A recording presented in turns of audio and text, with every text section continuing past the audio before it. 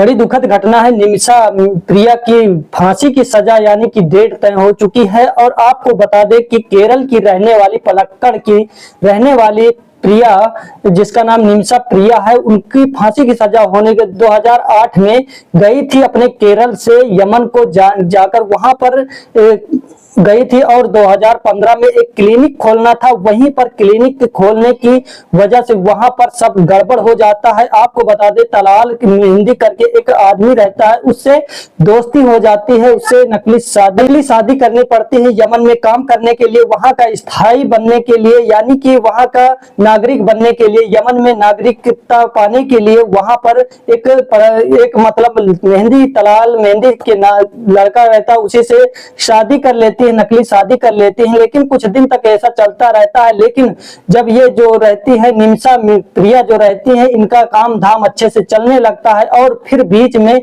यानी पासपोर्ट और visa passport प्रिया का वहां पर उसके पास तलाल के पास रहता है। और वहीं पर कुछ दिनों बाद जब बवाल होने लगता है, बवाल हो जाता है यमन में, तब प्रिया सोचती है कि हम क्यों ना अपने गांव चली जाएं, वहां चली जाएं।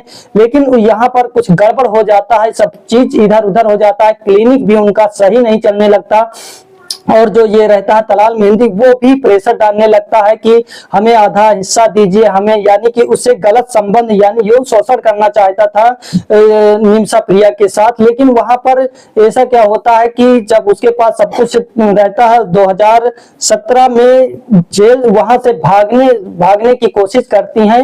यानी कि 2017 में वही उसका जो तलाल होता है मेहंदी एक अस्पताल निमिषा प्रिया रहती है, एक नर्स से मिलती है। उस नर्स से मिलकर इससे मेहंदी से यानी तलाल मेहंदी से को नींद की गोली खिलाकर यानी नशीला पदार्थ खिला देती है। लेकिन वो ज्यादा हो जाता है और उसकी डेथ हो जाती है, मर जाता है। जब वहां पर मर जाता है उसे टुकड़े टुकड़े करके उस टंकी में फेंक देती हैं। और लेकिन वहां पर फेंकने के बाद कुछ दिनों में उसका खुलासा भी होता है। यहाँ पर आपको बता दें निमिषा प्रिया जो रहती है, उनका खुलासा होने के बाद वहां पर भागने की कोशिश करती हैं। 2017 में जेल में पकड़ी जाती है और जेल में की सलाखों के पीछे हो जाती है। वहां की सरकार इन्हें फांसी की सजा सुनाने के लिए सुना देती है। लेकिन वहां पर कुछ ऐसा सिस्टम है, ब्लड करके एक काम होता है कि वहां पर कुछ पैसे देकर बचा जा सकता है, यानी कि जिसका परिवार का मृत्यु हुआ उसे पैसे दे दिया जाए और वो अपने हिसाब से उसे बताए कि ये हम माफ किए हैं या फिर नहीं। अगर माफ कर देता तो वहां पर चली जाती है। लेकिन कुछ दिनों तक वहां पर ऐसा चलता रहा।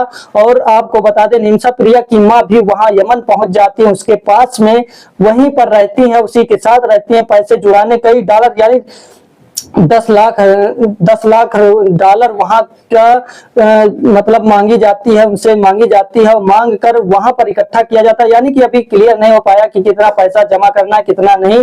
लेकिन अगर ऐसा होता है तो यही एक रास्ता है बचाने के लिए निमिषा प्रिया को। और यही अगर मान जाते हैं तलाल मेहंदी के परिवार वाले, पैसा लेकर मान जाते हैं, तब यहाँ पर यानी कि निमिषा प्रिया बच जाएंगी, फांसी नहीं होगी, नहीं अन्यथा 16 जुलाई को उनकी फांसी की सजा हो। तो दोस्तों निमिषा प्रिया के बारे में आप लोग क्या कहना चाहते हैं और ये तलाल मेहंदी के बारे में क्या कहना चाहते हैं, कमेंट में अपनी राय जरूर बताइएगा। और आशा करते हैं कि आप सभी ईश्वर और ऊपर वाले से प्रार्थना करें कि अपने देश, अपने राज्य, अपने घर वापस आ जाए निमिषा प्रिया, ऐसा ऊपर वाले से गुजारिश की जाए। और सभी लोगों से अनुरोध करता हूं कि निमिषा प्रिया अपने घर चली आ जाए, फांसी की सजा टल जाए।